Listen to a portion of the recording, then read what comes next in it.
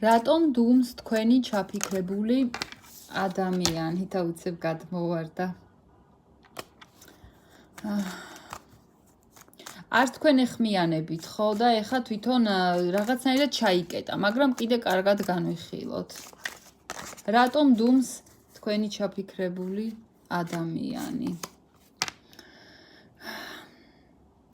იმიტომ რომ იცით რა არის, ეხლა არის ძალიან კარგად იმ სამსახურში, აი ფინანსებში და კარიერაში, ასე ვთქვათ, გაუმართლა რაღაც მომენტში და ჯერჯერობით აი დალაგების პროცესშია, ჯერჯერობით იმ თავის ესე ვთქვათ, შიდა სამზარეულოს აწესრიგებს, იქ ალაგებს, იქ კარგად წაუვიდა საქმე და ჯერჯერობით ფიქრობს, რომ აი თქვენთვის ჯერ რაღაცნაირად არ უნდა რომ გამოვიდეს კონტაქტზე. აი უფრო არ უნდა ჯერჯერობით, იმიტომ რომ რაღაცნაირად ესე არის.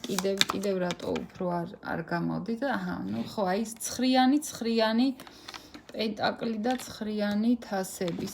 კომფორტის ზონაშია რა. ადამიანი ამბობს, რომ მე ჯერჯერობით ის რაც გამაჩნია, აი ამ პერიოდში ძალიან კარგად ვარ და თქვენ არ გადიხართ, თქვენც არ გადიხართ კონტაქტზე, არ იჩენთ თქვენს ინიციატივას რაღაცნაირად აქტიურად იყოთ ამ ადამიანთან და ვიცი რა არის, ეხლა ორივე გაჩერებულები ვართ, ფიქრობს თქვენ ჩაფიქრებული ადამიანი და ძალიან კარგი.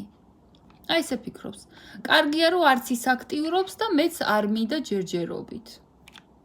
რატომ დუმს? არ უნდა გამოსვლა, არ უნდა აქტიურობა. ძალიან კარგად არის, ძალიან მშვენივრად არის და შეიძლება თქვენ ერთად არ ხართ, არ ენატრებით, მაგრამ იტანს და არაუშავს, ამბობს რომ არაუშავს, გავუძლებ. აი ეს არის პასუხი.